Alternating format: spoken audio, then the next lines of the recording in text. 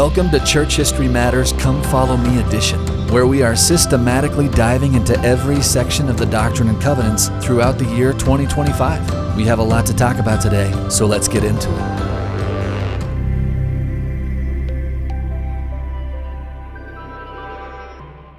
Hi, Casey Griffiths. Hi, Scott Woodward. How are you?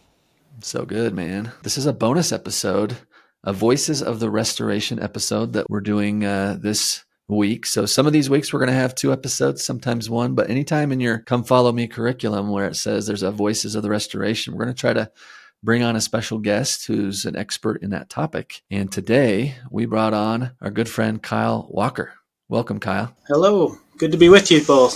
Good to have you with us. And like Scott mentioned, this is kind of an experiment for us because they changed the Come Follow Me curriculum for 2025 to where there's still 4 scripture blocks a month.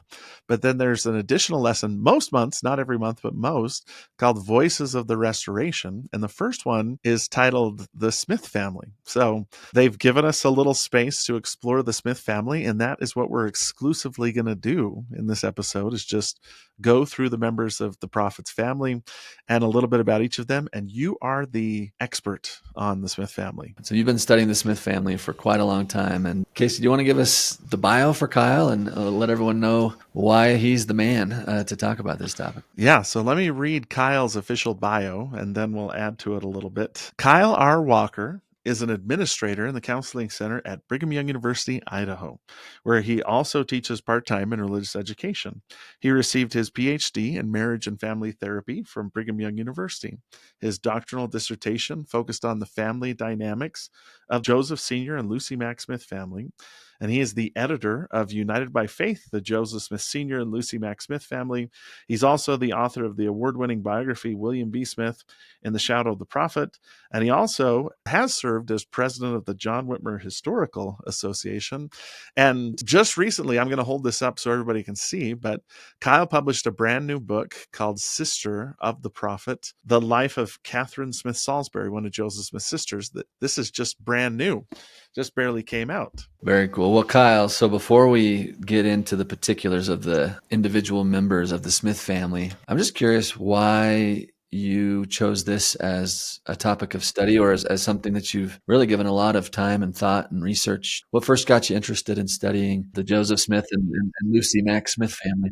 Well, I've always loved church history, and my graduate program allowed me to do a history. I did a church history minor graduate program at BYU, and so my dissertation allowed me to blend my family studies research with church history. So it seemed like a good fit to me at the time. And so once I got the bug, I guess, I continued to research on the Smith family. I was surprised how much there was about some of the lesser known members of the family as I got into that research. And that led to doing a couple of biographies about these lesser known members of the family. And so just have a great love for the Smith family, appreciate their sacrifices and contributions to the early restoration. Yeah, and it seems like Joseph and Hyrum get plenty of attention, but the other members of the Smith family are sometimes a little left by the wayside. I have a teaching assistant who's very knowledgeable, and I told him that Samuel Smith died a month after Joseph and Hyrum, and he was completely surprised, had no idea that that was his fate. And especially it seems like the women of the Smith family, with the exception of maybe Lucy Mack, don't get nearly as much focus. And you've done some great work on one of the brothers, William, and now one of the sisters, Catherine, and then the whole family in general. Like, I highly recommend your United in Faith book, which goes through every single member of the Smith family if you kind of want an introduction to each member. Yeah, we need more voices from women's history. I mean, there's just not that many first-generation female Latter-day Saints that you could do a biography on. If you think about it, born before 1820. Catherine was one of those. She lived long enough, and there were enough sources that you could sort out her life and get a good feel for her personality and contributions. And so I felt like that story needed to be told. And people sometimes don't realize that Joseph Smith gave some of his key doctrinal teachings when he was visiting family members. Catherine and is it Sophronia both live in Ramus, Illinois. And Joseph goes there, and that's where he gives those profound sermons where he talks about, the nature of the Godhead and how God has a physical body and sociality in the next life. And then he introduces eternal marriage to Benjamin and Melissa Johnson, who also live in Ramus as well. And all that's prompted by a visit to go see his sisters. So that's a part of his life that does need a lot more exploration and maybe a little bit more scholarly attention. Yeah, Sophronia's there in Ramus. Catherine's down in Plymouth.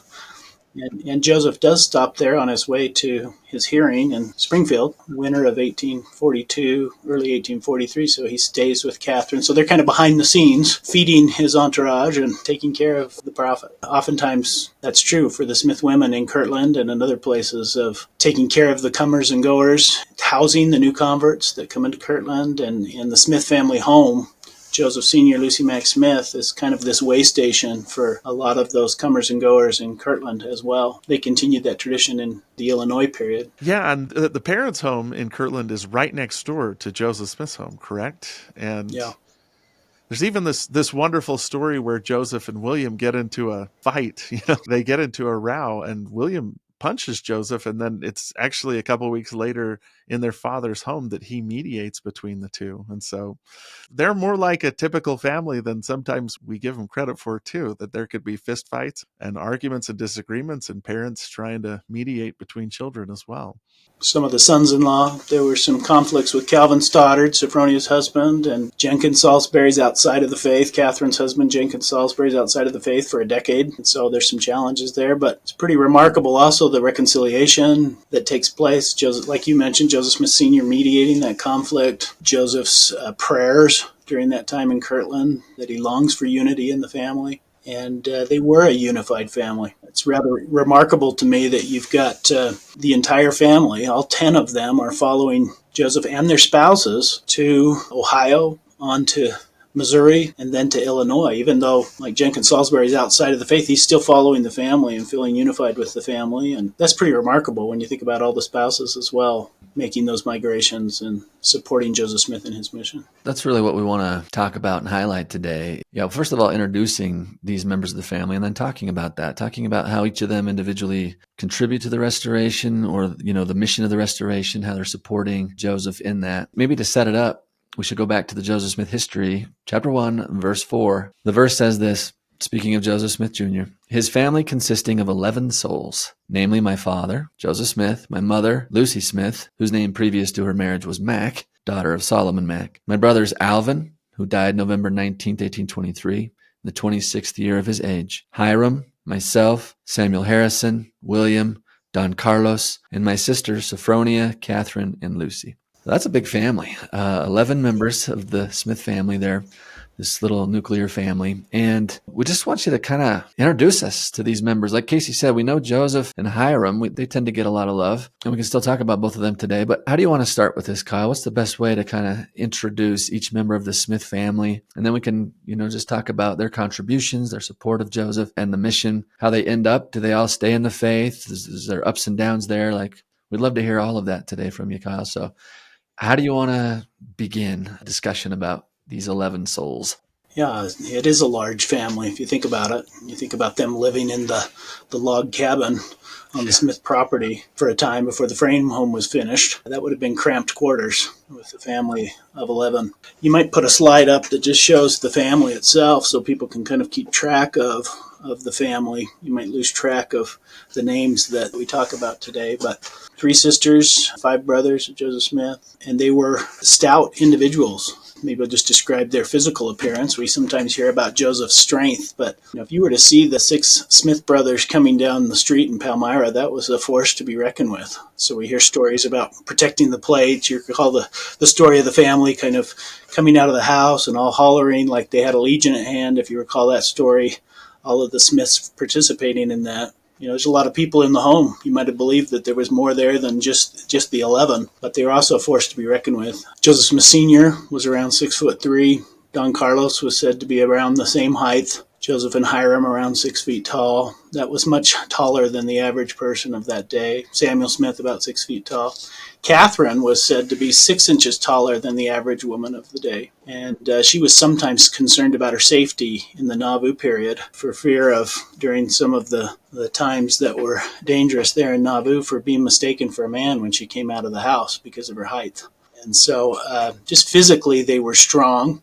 I just finished that biography on Katharine. Very robust, doing the work of most men. She milked a cow within hours of her passing in her 87th year of her age, and kind of relished that role. She's chopping wood. She's bringing the sheep into an enclosure, letting them go in the morning, milking the cow morning and night, doing a lot of the barnyard chores around the home. Sophronia was a little less robust, I would say, than Katharine, and it seems like Lucy Mack Smith divided the chores based on hardiness at times.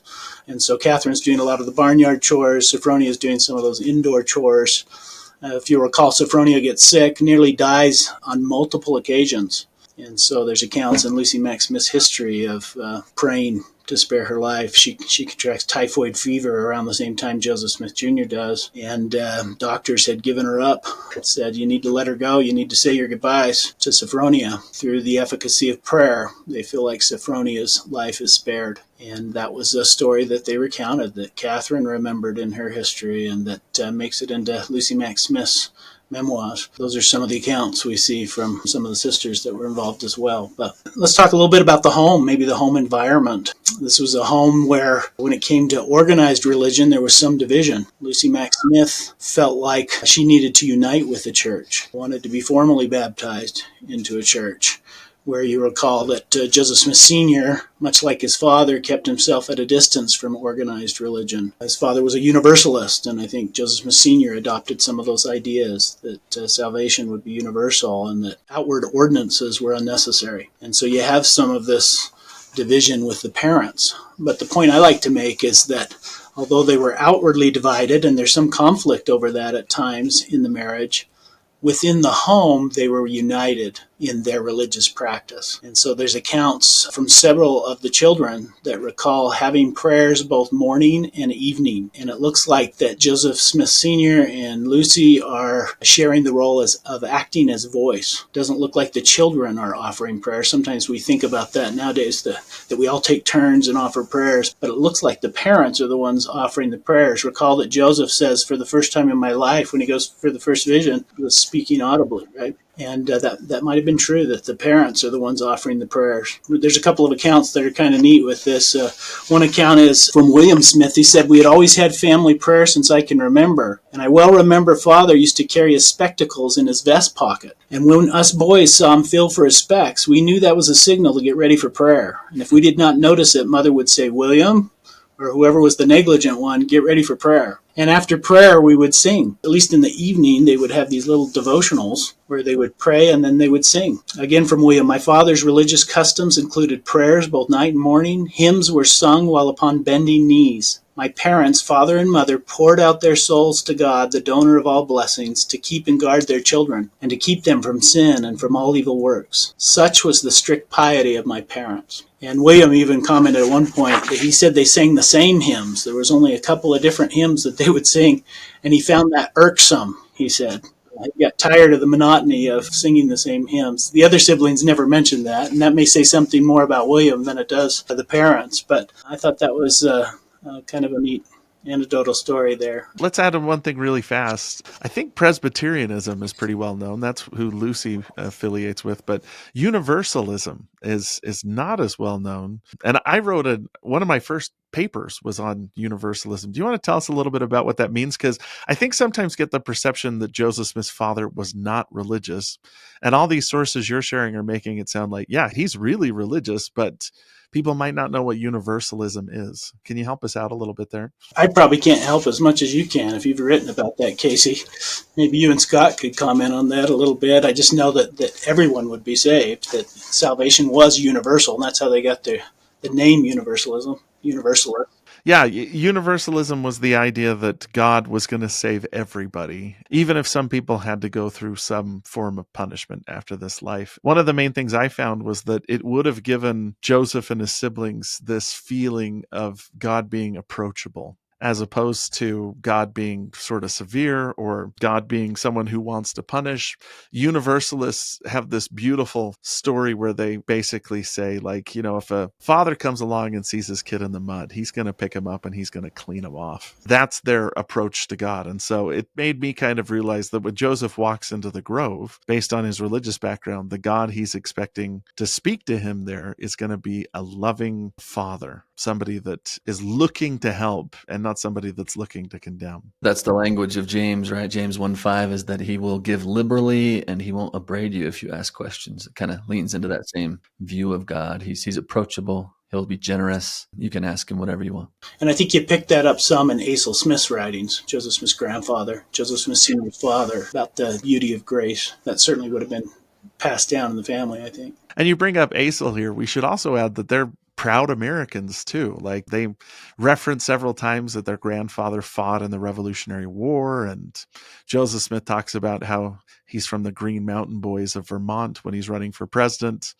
and that their background makes them proud to be Americans and conscious of the rights and liberties afforded in the Constitution and as American citizens. They're Yankees through and through, I guess we could say. Solomon Mack, right, as well. I think he fought in the French and Indian Wars, right?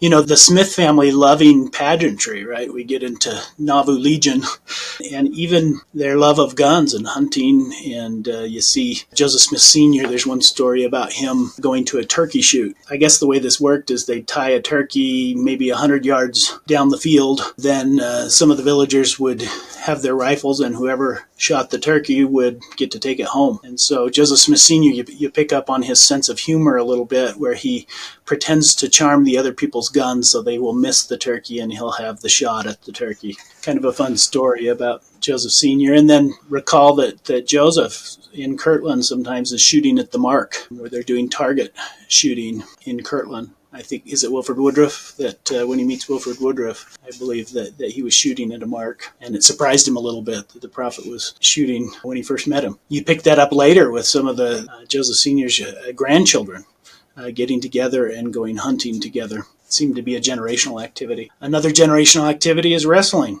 Okay, so that's where this comes. This is a family thing that Joseph is introduced to, because we've all done the leg wrestle thing to kind of get to know the physicality of Joseph Smith. But that's something you got to imagine, 5 brothers who were all pretty big, that Joseph probably took his fair share of hard knocks when he was rowdy guys. It wasn't wrestling in that day. Wouldn't they draw a circle? And the idea was to throw them out of the circle rather than pin them down, right? It's Catch as catch can. I think Alex Baugh did an article on that. On one occasion, a neighbor witnessed Joseph Smith Sr. wrestling with his namesake son, Joseph Jr., in a hayfield. The neighbor said Joe Jr. and his father wrestled, and Joe threw the old man. The neighbor reported that Joseph Sr. was somewhat distraught after he was thrown, and when asked why, indicated it was because Joe Jr. was the best man. So you pick that up in the family. I've got an account I found where Samuel's only son, Samuel H.B. Smith, is going on a mission in the 1850s, and he's visiting some of his Smith relatives in Hancock County, Illinois. And the first thing his cousin, Katharine's son Alvin, wants to do with Samuel H.B. is to test their strength. Samuel's pretty worried about this. He says Alvin was very strong, far superior to my strength. But then he records in his journal, every time he tried it, he gave it up for a bad job and eventually stopped. But it's interesting that their wrestling is the first thing they're doing, testing their strength. They're about the same age, and they're testing their strength. Let's just get this on the record. Was Joseph Smith Jr. the strongest of the brothers? I've heard he was never beaten in wrestling. I was heard that he was like stick pull champion. I mean, how much of this can we verify right here? Yeah, there's a lot of accounts of that, of certainly his strength. William Smith was pretty tough too. And Casey mentioned kind of their scuffle in Kirtland. Do you want to contextualize that at all, the scuffle with William? Yeah, I think, William Smith is one of the original quorum of the 12 apostles. And there were several instances of testimony being given in a case. You got to know William's personality a little bit. He's a bit of a hothead and has a temper. And not just in the family, outside of the family, there's a number of accounts of him getting into fisticuffs with others outside of the faith. And so keep that in mind, but he felt kind of undermined at a hearing. I think Joseph says, William starts to recount some testimony, and Joseph says that testimony's already been heard. We don't need to repeat it. And William kind of felt undermined. So this was kind of building. Then there's a debate school in Kirtland, and Joseph is starting to sense that it's getting pretty contentious at this debate school. And so he proposes that they do away with the debate school. And William was not happy with that. And that's what leads to that confrontation that had kind of been building. It's interesting because they write letters to each other afterwards, so you get some details of the conflict. And Joseph, there is a little bit of this pecking order, if you will. Joseph says in one of the letters, it may be that I can't say that I can best you anymore physically. He also adds that I couldn't get my coat off in time to be able to defend myself. Wasn't a fully fair fight. Yeah, that's it. And they put that in there in the letters. It's kind of interesting, but that's the detail that I heard too, that Joseph was putting on his coat, and that's when William smacked him, like punched him. Yeah. William's the baby brother, right? He's the youngest brother. Don Carlos is the youngest. Don Carlos is the youngest brother. Okay. So William's born in 1811. So he's about 6 years younger than Joseph, but very stout, very strong. And he hurts Joseph. Joseph will write in his journal the next day, at home quite unwell. There's one account that says he might have re-injured his side from the tar and feathering incident during that scuffle with William. Just to follow up on that a little bit, gives you a feel for the family. William's ready to turn in his preaching license and kind of resign from his position as a member of the Quorum of the 12. And Joseph will have none of that. He's saying, you need to overcome your passions. You need to pray for help. And he's totally supportive of his brother. And the same will hold true in Nauvoo, when William has some challenges coming out of Missouri and says some things that he'll have to account for in Nauvoo against leaders of the church. Hyrum and Joseph are standing by William. When other members of the 12 are ready to have a church trial, Joseph really intervenes and calms feelings and restores William to his office. It seems like William gets into the Quorum of the 12 Apostles because of Joseph's volition, right? I mean, the three witnesses call the original 12, and originally William was not on the list, right? And then Joseph Smith Jr. says, could we put William in the quorum as well? And the three witnesses of the Book of Mormon say, sure. I think Oliver says, we had proposed Phineas Young for the Quorum of the 12, Brigham Young's brother. And Joseph says it's necessary for William's salvation that he be a member of the Quorum of the 12. And so that kind of ends the debate there. And he is talented. William is talented. I think sometimes he does some things that make you shake your head, but he's also charismatic. He's handsome. People are drawn to William. He's a great preacher. He's an effective missionary, brings numerous converts into the church. And he does soften towards the end of his life and kind of settles down. He's a complex figure. It's not just black or white with William, as sometimes he's painted out to be. Yeah, we did a series on succession, and we talked about how William was made patriarch of the church after his brother's death, but then was excommunicated, and then he kind of bounces around with a bunch of different restoration movements, but finally ends up with the RLDS church, correct? Yeah, if I could summarize William, he is sent on a mission, 1843 through 45. He does come back once during that time, but his wife is sick with dropsy or edema and thought maybe the physicians could help in the eastern seaboard, and so she goes with him on this mission. That's pretty unusual. That a wife accompanies her husband among the Quorum of the 12. So basically, he kind of becomes this unofficial president of the eastern branches. And he ruffles some feathers out there among established branch presidents out in Boston and New Jersey and some of the branches out there. And sometimes will replace leaders.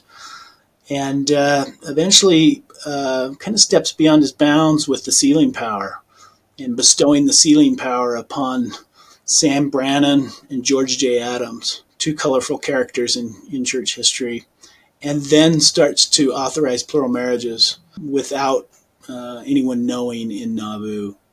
And so that eventually gets back to leadership in Nauvoo. By early 1845, both Parley P. Pratt and Wilford Woodruff write letters to Brigham Young expressing their concerns. So eventually William Smith's replaced by Parley P. Pratt as the president of the Eastern branches, and he's upset about it. So he's gone during the martyrdom time and the aftermath there. So think about what he's missed, being absent from Nauvoo for a year, returns, I believe, May 4th, 1845, and has to kind of reconcile what he's done. And so there's some intense meetings in 1845. His wife passes away in Nauvoo a few weeks later after their return. To make a long story short, he is made patriarch, but he wants to expand upon that authority because of feeling undermined with his leadership on the East Coast. And eventually that comes to a head, several tense meetings with other members of the Quorum of the 12, and eventually William will flee Nauvoo in September of 45, and then he goes public with some of his disagreements, and he's excommunicated the next month, October 1845. That's important because he has a lot of influence on remaining Smith family members, including the three sisters. Katharine will follow William's lead. Katharine and her husband Jenkins especially will follow William's lead over the next year. But that's a little history on William, give you a feel for William and what happened to him. You shared a poignant story once about, I think it was B.H. Roberts, who's on a mission, and he meets with William Smith. Can you tell us a little bit about that too? Because that kind of captures William as an older man, and it's totally different. You actually open your book on William Smith with this, and it completely changed my perception of William, who I always thought of as kind of like the rebellious, younger brother that was jealous of Joseph.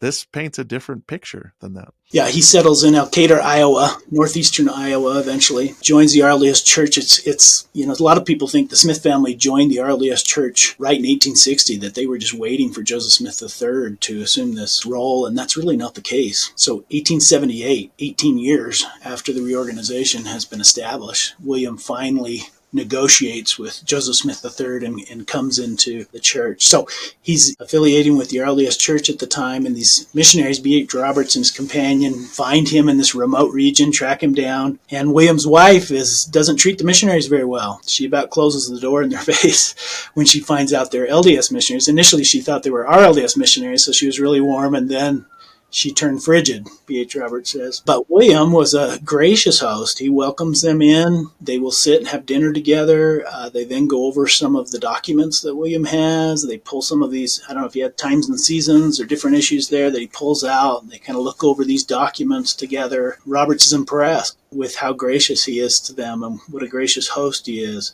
He even gives up his bed. He later finds out that William had given up his own bed and slept on the floor on some pallets and some clothes so that the missionaries could have a comfortable sleep that night. And then he walks them to the edge of town in the morning. He knows that his wife is not as gracious a host, and so William actually writes a letter in their behalf to some neighbors who could house them and supports their work. Here's some people you can talk to in this letter and spreading the gospel. It's almost like they're one in the faith with William. And Katharine's kind of the same way. When visitors come to her, they're supporting the missionaries. They're part of the same history, if you will, which is part of the Smith family story, right? The coming forth of the Book of Mormon, their support of Joseph Smith. So it really shocked Roberts that how friendly he was with them during this exchange. And it's one of the few detailed interactions that we have, how the Smith family was in later years towards the Mountain Saints that came out on missions. Very cool.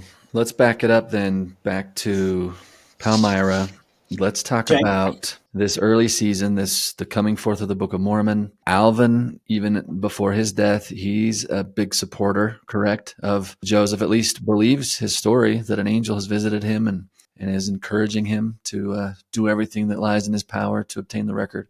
Let's talk about Alvin for just a minute. It seems like he has a pretty strong imprint on Joseph Smith Jr. and seems to be the whole Smith family after his death really continue to talk about Alvin and even some questions surrounding his death religiously seems to lead to some really important theological expansion in Kirtland and then in Nauvoo. Maybe paint the Alvin story for a second in Palmyra and then walk us through maybe some threads connected with him. Yeah, he's the oldest surviving child, born in 1798. Yeah, the siblings really look up to Alvin. For instance, Katharine names a son after her admired older brother. Joseph writes some lines in his journal. Even one of the motivations for his getting married was the loneliness he felt after Alvin's death, his unexpected death in 1823. But Alvin is really helping to pay for the $100 annual payment on the 100-acre farm. Richard Anderson speculates that he may have worked on the Erie Canal, that's where you could have got the money at that time.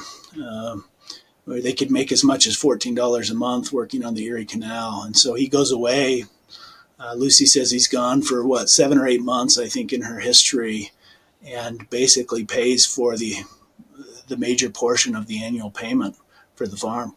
And so he's making that payment from 1820 to 23. And so the Smiths could just prepare their property, get it ready for farming, clear the farm, which was, according to Richard Bushman, a Herculean achievement.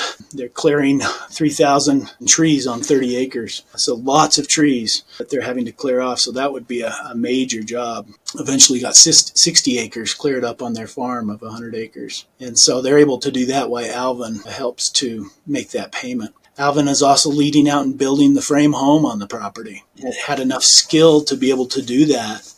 And as we toured that, I think you were with us, Casey, on one of those conferences we went. Mark Staker gave us a tour of the home. He could identify in the home Alvin's work versus the work that came after, because the home wasn't finished at Alvin's death. Mark Staker also speculates a little bit. If you've been to the Sacred Grove, the Smith farm, there's still a rock wall that has survived there. He speculates that some of the rocking was done by Alvin, which is done in a much more kind of a neat fashion where Alvin had done it versus the rest of the farm, which was more thrown together. And so maybe that says something about Alvin's personality. But recall, once he dies, and they, again, Richard Anderson speculates it might have been appendicitis, which there was no cure for.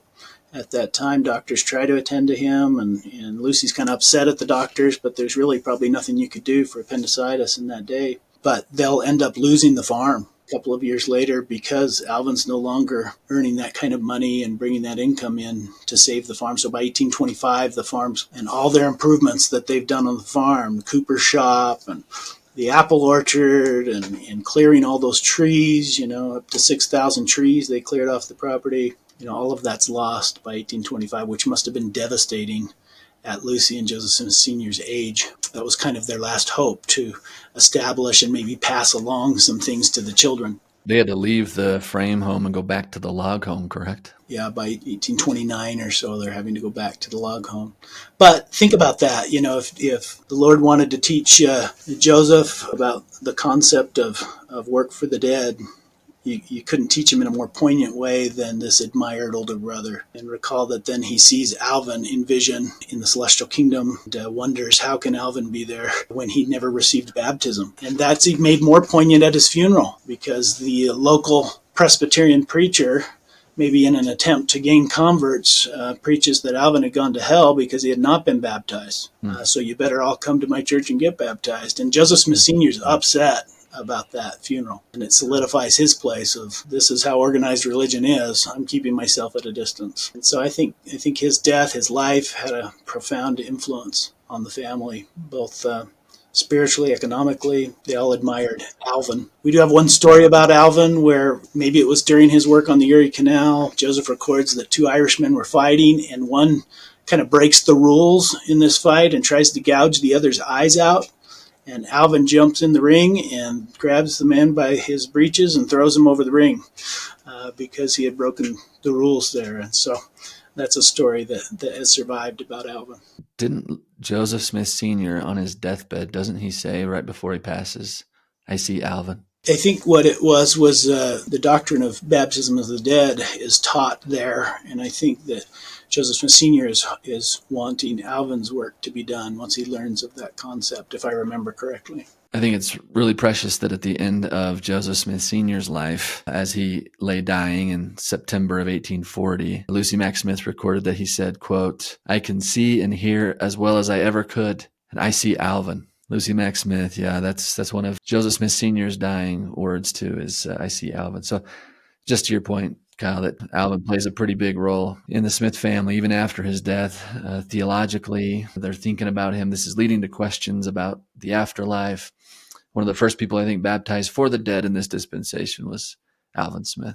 Alvin's death seems to have left a void in the family that it seems like Hyrum stepped up to fill. And there's a lot of conversation about Joseph and Hyrum's closeness, especially later on in their life. But what are some things from their early life that explains how they came to be so close? Yeah, Alvin kind of gives Hyrum that charge on his deathbed. He's calling in all the family members and kind of giving them their last charge. And one of the things he says to Hyrum is to look out for the parents. They're an older age. They need your support.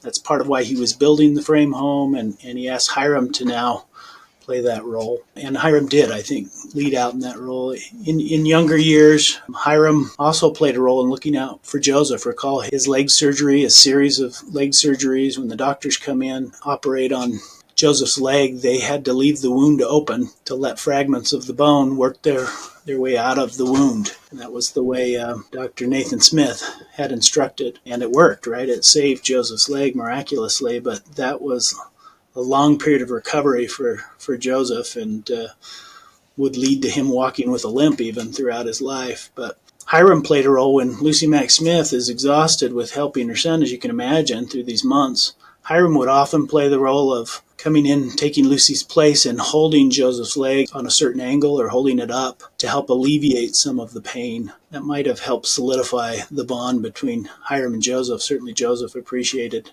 that care that Hyrum had shown for him. He's also kind of looking out for Joseph. Recall that when the Smith family moves from New Hampshire, Vermont to Palmyra, in that transition, Father Smith has gone ahead to Palmyra. So Lucy's kind of leading out with a teamster named Caleb Howard, who didn't treat the family very well, and even knocks down Joseph with the butt of his whip. And the brothers at times did not treat them well. And Hyrum and Alvin are kind of trying to intervene and protect Joseph because he's had this operation, is walking with a limp. And later on, I think Hyrum even plays this role of looking out for Joseph in Nauvoo when Joseph is talking about his enemies. There's one occasion where Hyrum comes in and warns him, "Let's not speak so freely about your enemies. I'm worried about your safety." The time of the martyrdom, Hyrum refuses to leave Joseph's side. Joseph saying that it doesn't matter so much about me if my brother Hyrum could but be liberated, but he's determined not to leave my side. So he's with them. Let's keep going because I want to go through everybody. Samuel is maybe the next one that we hear the most about. He's the first missionary for the church. That's where a lot of his notoriety comes from. But what else do we know about Samuel Smith? Yeah, he gets the credit for that. I think Oliver and Joseph are preaching before Samuel, but he's kind of credited with being the first missionary. I think is honored at the MTC, isn't he? Doesn't he have a statue down in the MTC in Provo? They have a statue, and they talk about he filled up his knapsack and didn't convert anybody. But there's a lot of good missiology. Yeah, he felt discouraged, but it ends up leading to the conversion of Brigham Young and Heber C. Kimball, two of the most faithful original members of the Quorum of the 12. So we never know, right, the influence we might have down the road. Samuel's 3 years younger than Joseph, so the next sibling born after Joseph that survives. He serves a number of missions, so it's good that he's credited with that. 1836, I believe, Joseph is listening to Samuel, his brother Don Carlos, and his brother-in-law Jenkins Salisbury preach in Kirtland. And he makes this comment that these young elders bid to make good preachers in the kingdom, basically. I find that comment interesting because isn't Samuel the third person baptized in this dispensation? He's been a member almost as long as Oliver and Joseph, and he's making this comment about their youth. And Jenkins Salisbury is a member since 1830. Now, it would have fit better with Don Carlos, who's younger. He's only 19 years old or so in Kirtland at the time. But I think it's more about ability. There's several accounts of Samuel preaching with Orson Pratt and Orson Hyde. And Orson Hyde describes him as being slow of speech. And so I think he's a dedicated worker. I think he works hard. He serves a lot of missions, defers to Orson Hyde, defers to Orson Pratt to kind of lead out in preaching, but he's there and working hard and kind of working behind the scenes. I don't perceive him as being kind of the leader that Joseph or Hyrum or William or even Don Carlos was. He does serve as a bishop in Nauvoo for a time, but somebody that people loved and admired. Even some of the antagonists where he lived in near Plymouth, Illinois, respected Samuel, had nothing bad to say about Samuel. They had bad things to say about William, but they didn't say anything about Samuel and his reputation. And so it gives you a little feel for Samuel and his personality. We don't know a ton about Samuel. There's a thesis written about Samuel.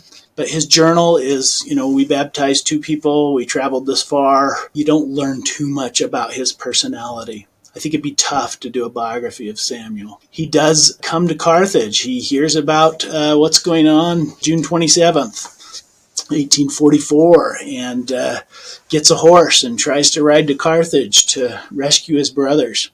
He ends up in a high-speed horse chase with some people who recognize who he is and try to prevent him from coming. But he arrives too late and ends up with the morbid task of removing the bodies to the Hamilton house, and stays with the bodies that night and will drive one of the wagons back to Nauvoo with the bodies. And then he complains about a distress in his side during the funeral of Joseph and Hyrum. And some of it apparently came from the high-speed chase. It's hard to know details of what happened, but he's sick from there on after the funeral. Grew worse. His daughter says that, all of our normal activities began to grow quiet. We had to be quiet in the house during that month. He's given some priesthood blessings. And like you mentioned, he will die a month after Joseph and Hyrum of what is described as bilious fever. Now, there's some rumors about Samuel's death, that he was poisoned. And those come from William after he's excommunicated. And William will spread this rumor that Brigham Young and others poisoned Samuel, and that's what led to his demise, and will publish those accounts in newspapers. And so that's where the rumors come. And he will say that Samuel was poisoned by order of Brigham Young. Well, I think William forgot his timeline because Brigham's on a mission in the East. And William isn't there either, recall. He is in the East as well. So at best, that would have been second-hand, third-hand information that William's promoting to have first-hand knowledge of. And so that's where that rumor starts. Samuel H.B. Smith, Samuel's only son, reads that rumor. It was published in a New York newspaper, and he writes to the newspaper correcting that, saying that's incorrect. My father died of bilious fever. I was there. My family was there. There was no hint of foul play at the time. And is this just William being erratic again and just trying to sling some mud in Brigham's direction? Right. William goes to St. Louis shortly after his excommunication and reveals polygamy, that leaders at Nauvoo are practicing polygamy, and tries to gather followers behind his leadership. Well, William was a polygamist. And so the duplicity there is noteworthy with what William is doing, and that's not always coming to light at that time. But he's willing to say a lot of things about him. Anyway, that's Samuel. Any other questions you have on Samuel? And Samuel's one of the 8 witnesses of the Book of Mormon, right? He seems to wear that as a badge of honor as well. There's some great testimonies that he bears and points to his name. He opens up the Book of Mormon and points to his name and says, "That's me, and I bear testimony that my brother is a true prophet of God." And I've never heard that slow of speech comment before, but I always wondered why Samuel wasn't made one of the apostles when it seems like William was such a troublemaker. But maybe that explains it, that, Samuel's gift wasn't public speaking, and that's definitely in the skill set of being an apostle. So he wasn't called for that reason. But can we just talk about an enigma in the family names? You're reading all these nice American sounding names, and then suddenly you land on Don Carlos. And suddenly I'm picturing a guy in a sombrero, and why Don Carlos? Do you know anything about the naming behind this boy? That's one of the questions I've been asked quite a few times. In fact, some of those working on the Joseph Smith biography commissioned by the church right now have written me asking about that. And the answer is, I don't know. But it's a name that persists in the family. Catherine has a son named Don Carlos. Lucy Milliken, daughter Lucy, has a son named Don Carlos. And so I'll just talk about Don Carlos for a minute if we could. He's born in 1816. He's quite an amazing individual, I think. He is put in as the president of the High Priest Quorum in Kirtland at age 19. Probably the equivalent of a stake president there. And there's some debate about it. And there's an account about that. And Joseph, again, kind of comes to the defense and says, my family is given to be in leadership in the priesthood. That kind of silences the debate about that. And Don Carlos is unanimously sustained in this role in Kirtland. So age 19, pretty young. In Nauvoo, he is third in rank in the Nauvoo Legion. He's the Brigadier General, I believe, there. And so there's kind of some fun accounts. Catherine said that when outfitted in his Nauvoo Legion uniform and on horseback, he was magnificent. And then there's an account that says that he was the most handsome man she had ever seen when on horseback and in his Nauvoo Legion uniform. I find that interesting. Both of them said that about Don Carlos. He's a printer. He will print the Times and Seasons in Nauvoo and works in a dark, dank basement there. And he also was instrumental in publishing the 1840 edition of the Book of Mormon, he and Ebenezer Robinson, which is a great story in and of itself. Sometimes we get focused on the 1830 publication and all the miraculous things that took place with its publication. Well, there's another story with the 1840 edition of the Book of Mormon where he and Ebenezer Robinson know that the saints need more copies of the Book of Mormon, but they have no money. 1840, think about it, where the saints are at then. And so they proceed on faith. They have $147 and they're needing about $1,500. Ebenezer Robinson goes to Cincinnati, proceeds on faith. Don Carlos stays home in Nauvoo and tries to raise money for these copies of the Book of Mormon. And just kind of a miraculous story of how the funds start to come in. And he sends them on to Ebenezer Robinson, who eventually publishes 2,000 copies of the 1840 edition of the Book of Mormon so the saints could have the scriptures there. So Don Carlos plays a key role in that publication. And unfortunately, he gets sick with pneumonia 1841, and dies at the same age as Alvin, age 25, far before his time. It's a tragic funeral. And so if you think about it, you've got this family of 11. You got Alvin that dies, 1823. You got Joseph Smith Sr., who passes away 1840 in Nauvoo. Don Carlos, 1841. And then you got Joseph and Hyrum and Samuel all in the summer of 1844. So by the end of the summer of 1844, there's 5 members of the family left. William's the only surviving brother. And then you got Lucy Mack Smith and her 3 daughters that have survived. So that gives you kind of a feel for what the Smith family looked like after that fateful summer of 1844. That kind of leads us to the Smith sisters, which we don't hear a lot about. But Kyle, in some of your writings, I was really surprised to hear how involved they were in things like the plates when they were brought to their home and things like that. So could you walk us through the Smith sisters a little bit, Katharine, Sophronia, and Lucy, some of whom I should mention survive into the 20th century. I think Katharine lives the longest. Is that right? Yeah, she lives till 1900. She is there when Joseph comes, after he's had the scuffle with 3 individuals that try to take the plates from him. She's at the house and leaves a description of those events. Says that he had the plates clasped in his left arm and left side because his right hand and thumb was dislocated.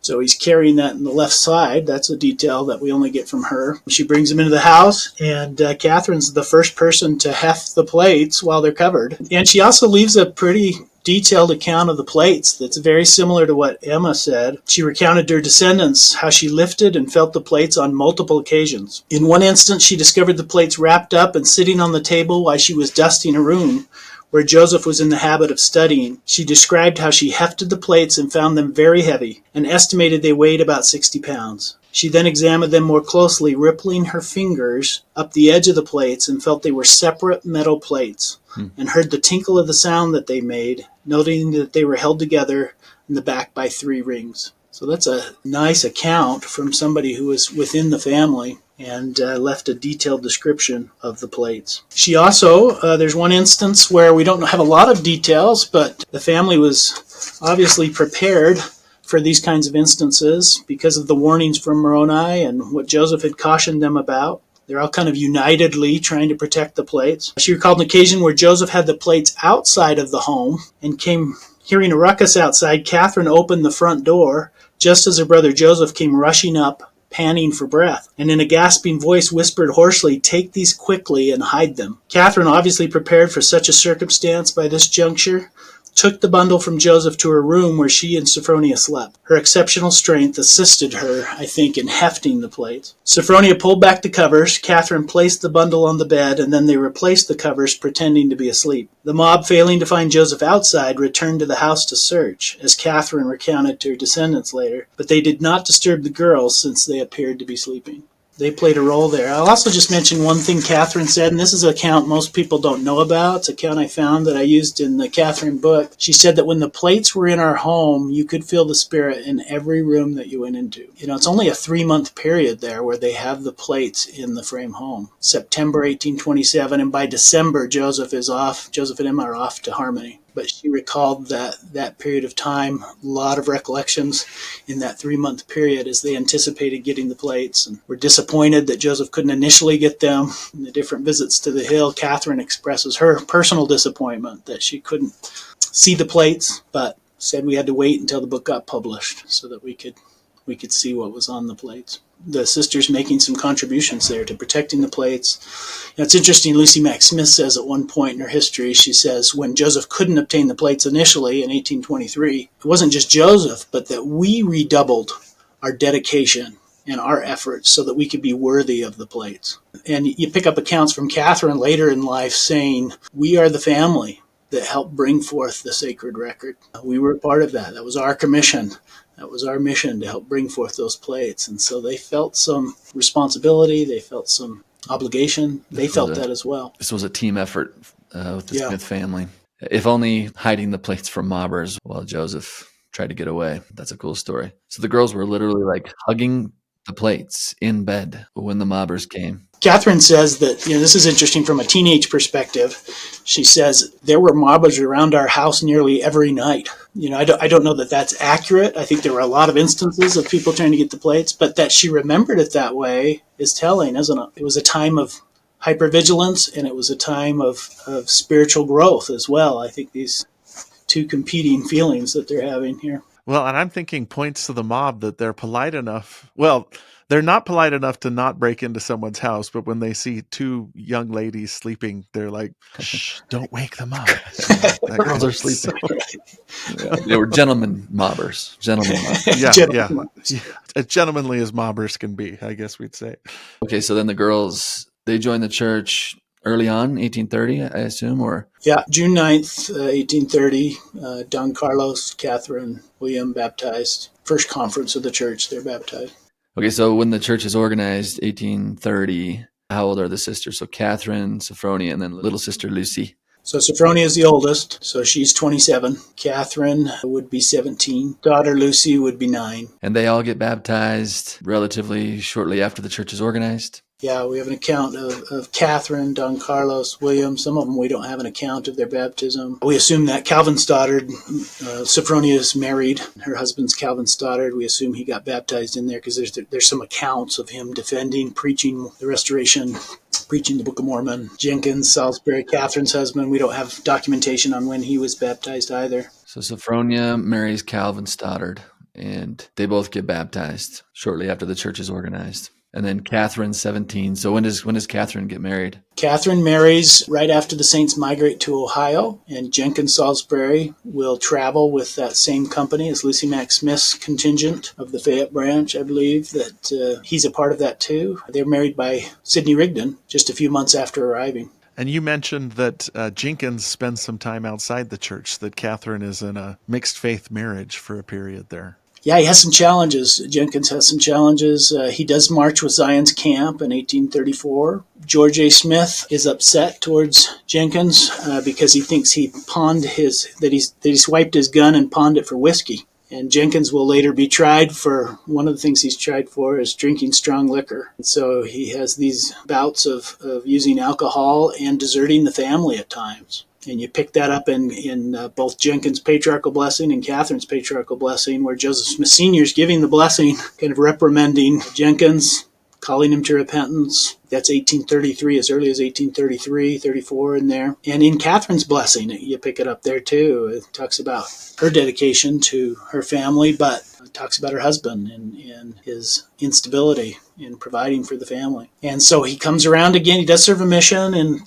32, 33 in there. He's kind of reprimanded in this patriarchal blessing and does reform and is rebaptized actually by his missionary companion, Truman Waite. But it's short-lived. And again, he will be called several times before a high council for abandoning the family. Around the time of the temple dedication, he's abandoned his family again, left Catherine without wood to heat her house, without enough food, and so the Smith family is having to come in and play a role of supporting Catherine and her 2 children that she has by that time, as he's absent for a time. So he's pretty intermittent with his providing for Catherine. And that becomes a challenge. Poverty is a challenge for Catherine throughout their marriage. When they're in Plymouth, Illinois, during the Nauvoo period, Joseph and his group headed to Springfield, Illinois, will stop by Catherine's home and stay there. And Willard Richards records how difficult it is to see a sister of the prophet almost barefoot and without clothing. And so Joseph plays a special role with Catherine. He gives her all the money he has at times in his pockets. He will invite her and the children to come for Christmas each year in Nauvoo. Catherine will say that he showered us with presents, and the children really appreciated that, of having some of those things that they didn't typically have. And so they had a real fondness for Joseph and Emma and their support that they gave to Catherine, especially during that time. Catherine even appears to live at Nauvoo for a time and works in Joseph Smith's red brick store during one summer. So she may have spent extended periods of time, maybe to earn some money and be with the saints, but most of the time she's at a distance from Nauvoo, which must have been difficult compared to Kirtland when she's right at the hub of things with the saints and her family. Why do they go out to the Ramus area? Like, do they have a farm out there, her husband? Well, Sophronia is in Ramus, and Catherine is down Plymouth, which is kind of the southernmost part, southeastern part of Hancock County. But William is there after he comes out of Missouri, and he buys a hotel there. And he's not really fulfilling his calling in the Quorum of the 12. He's just taking care of his family, and he prospers. Buys this hotel, he's able to pay it off. And so I think he invites the Salisburys to come down there near him. She may have worked in that hotel. And Joseph and others will stay at that hotel. It kind of stays in the Smith family during the Nauvoo period. Even after William goes on a mission, 43 or so, Don Carlos is going down there managing the hotel. Samuel's helping to manage that hotel at times. And so it was a business that they could run. Catherine's husband, Jenkins, was a blacksmith. And that's a noted business in town. Eventually, it kind of gets off the ground by about 1843-44. He's prospering a little more, starting to do well, and then they ran out of town around the time of the martyrdom. Notes were tacked to their doors that you better leave or we're going to burn you out. And so just as they're finally prospering, they're fleeing Hancock County. So she had a tough marriage, tough with poverty, and then he dies 1853, and Catherine's left a widow, raising her 4 sons in rural Hancock County, Illinois. So she continues to have hardships, and she will settle right near Ramus that you mentioned. Eventually she goes to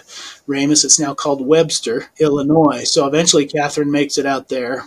I feel like she's buried there, isn't she? She's buried in Ramus. Buried in Webster. Yeah, Scott, you and I found her headstone when we went to Ramus a couple of years ago. That's what was throwing me off. She's buried in Webster, but she settled over in Plymouth. Okay, this is good for my mind. If I recall correctly, doesn't Brigham Young offer some financial help to Catherine? Yeah, in later life, probably 1871, she reaches out to Brigham Young for financial help to help build a house there in Fountain Green, which is right next to Webster, Ramus area. Brigham Young sends her $200 to help build a house there, and will eventually send her additional funds to help finish the house because it wasn't enough. And eventually church leaders will send her additional funds. Joseph F. Smith helps John Taylor, others, to send her additional funds. So she has 40 acres and her own house for the first time in her whole life that she owns outright. So that was a great gift that they bestowed because of their love for the prophet's family, willing to send that money to her.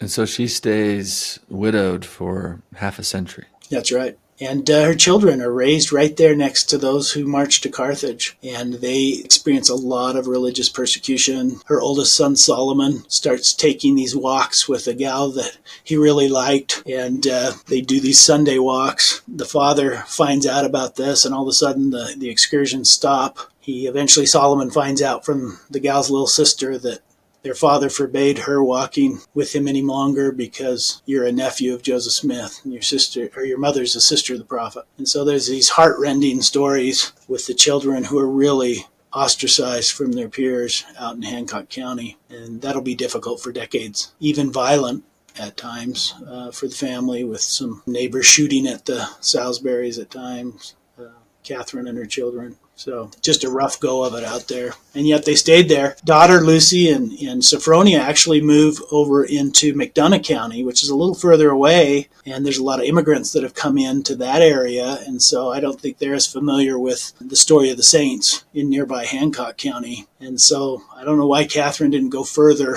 east where she could have been with her sisters and maybe avoided some of that. But maybe she had a free home because some of the abandoned homes of the saints were there that she could move into, and she didn't have money, and maybe that's why she stayed there. And religiously, so she does not go west with the saints, obviously, and then she joins up with the RLDS Church. Is that correct? That's right. Yeah.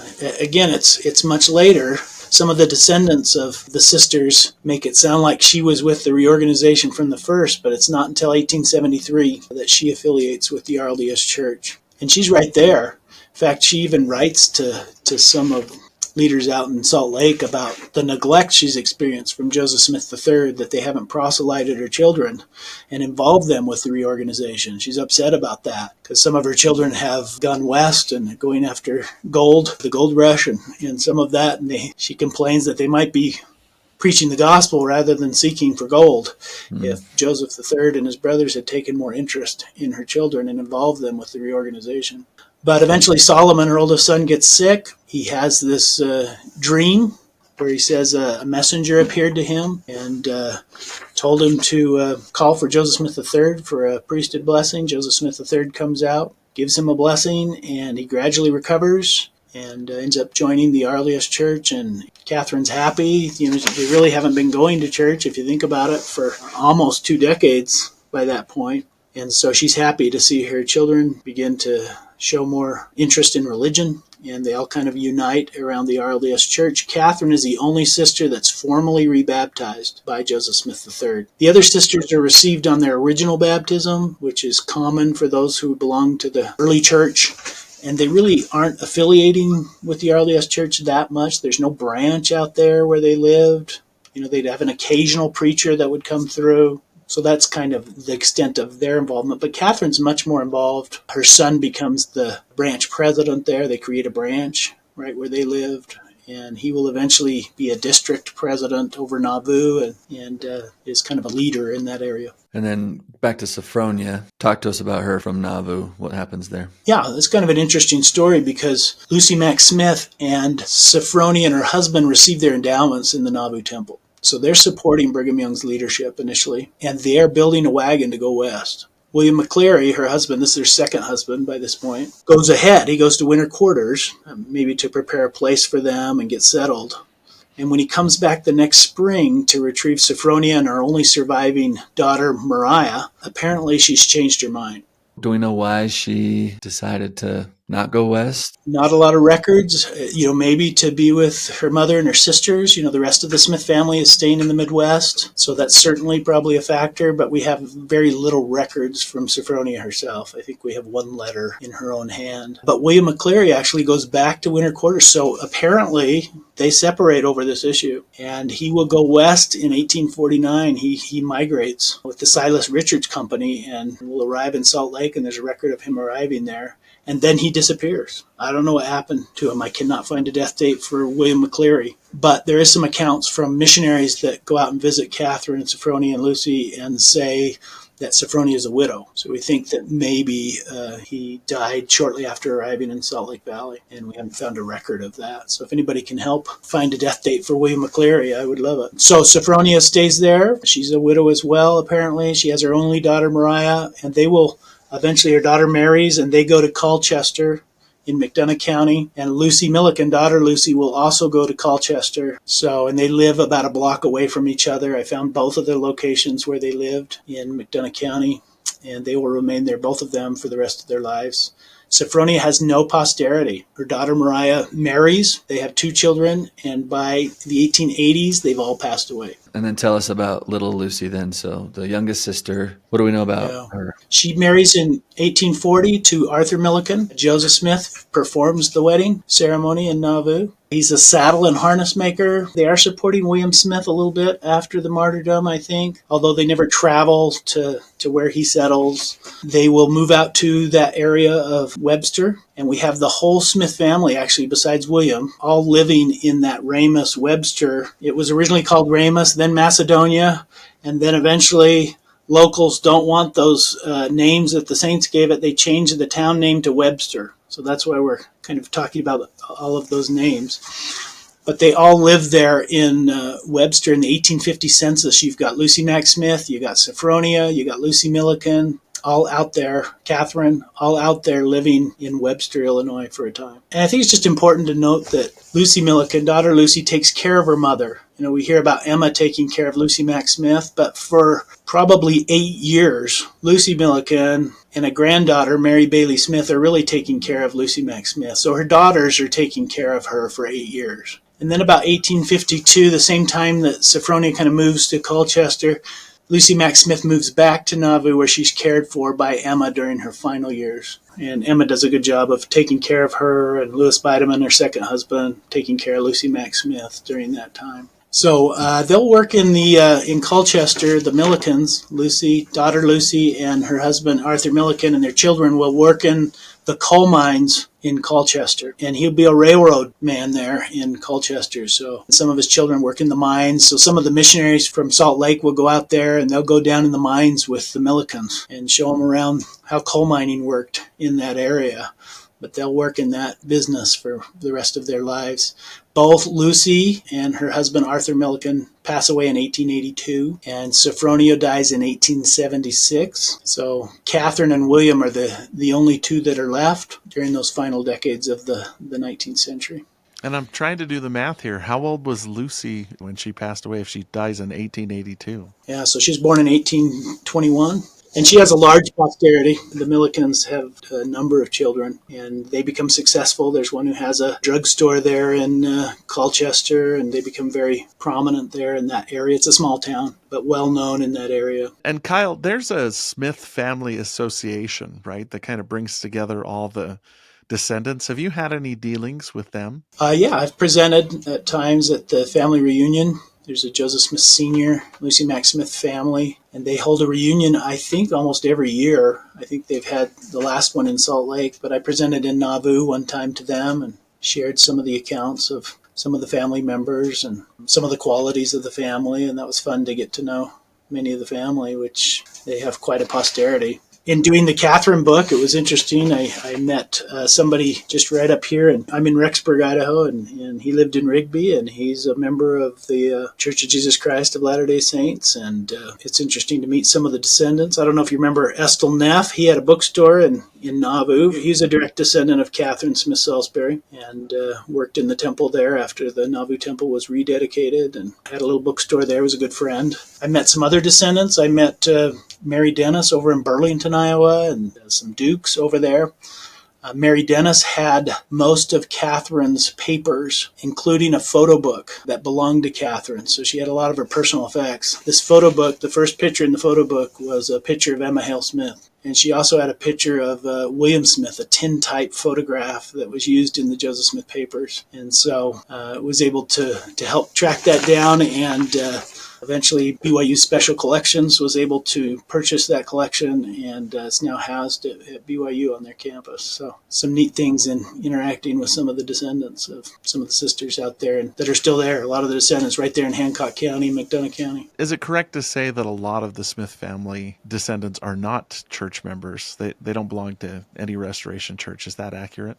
That's correct. I met Mary Dennis there in Burlington. Her family, her parents had been longtime RLDS. She had a hard time when they distanced themselves from the Book of Mormon, and since that time she stopped attending, but still believed in the Book of Mormon, had copies of the Book of Mormon there in her house, and faith in Joseph Smith as a prophet, which had been passed down from Katharine through her descendants. At the end of their lives, can you just tell us, like, with each sibling real quick of Joseph Smith Jr., what was their faith, as far as we can tell, in terms of Joseph Smith's prophetic mission, the truthfulness of the Book of Mormon, etc., the kind of the core fundamentals? Well, William Smith vehemently defended his brother's reputation. In fact, he's even writing as newspaper articles come out, and he will write to the editor of those newspapers defending the character of his family and defending Joseph Smith and what he said. And so throughout his life, he is, like I say, just very outspoken about that. There's actually a fun account of William Smith's kind of laying low up in Elkader, Iowa before he joins the RLDS Church. And nobody knows he's a brother of Joseph Smith. And there's a Mr. Stoneman who comes to town preaching against Mormonism. And all of a sudden, when he's about halfway done with his lecture, William Smith stands up and says, "Well, I'm a brother of Joseph Smith, the person that you're denigrating, and I know that the things that you've said are not true, and I propose to speak tomorrow night and show you the other side of the coin here." And so everybody in town gets really excited about this. They didn't know William Smith was a brother of Joseph Smith, and they even buy him a suit of clothes so that he can have a fresh suit to wear. And the newspapers say he did an amazing job of defending the character of Joseph Smith and his family, and we don't think Mormonism is half as bad as we thought before he spoke. And so that's an example of the Smith family. Katharine especially will publish a number of accounts. She'll write to the Saints Herald newspaper talking about her recollections of the early church and defending the character of her brother Joseph Smith, that he really did have the plates, and her faith in the restoration. Sophronia and Lucy, there's less accounts, but we do have some from traveling LDS missionaries that go out to that area, and they make sure to record in their journals they still have faith in their brother Joseph Smith as a prophet of God and in the Book of Mormon. And so there's several accounts of those missionaries saying that they had said that.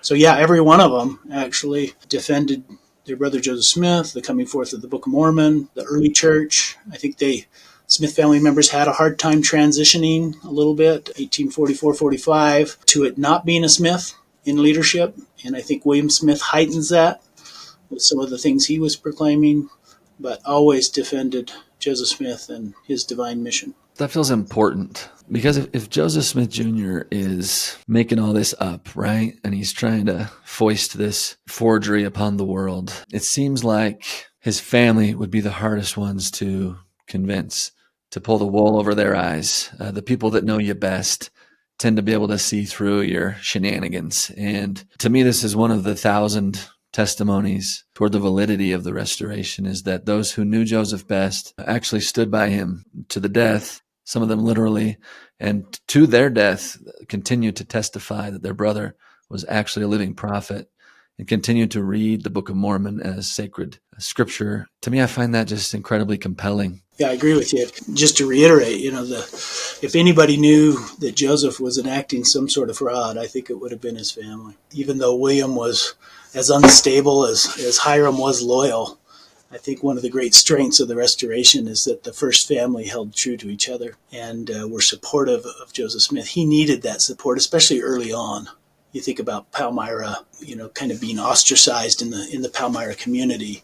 His family was there for him, and that every one of them believed in his mission, followed him, like I said, to Ohio and to Missouri and to Illinois, and continued to declare their faith. And that is one of the strengths of the restoration, I think.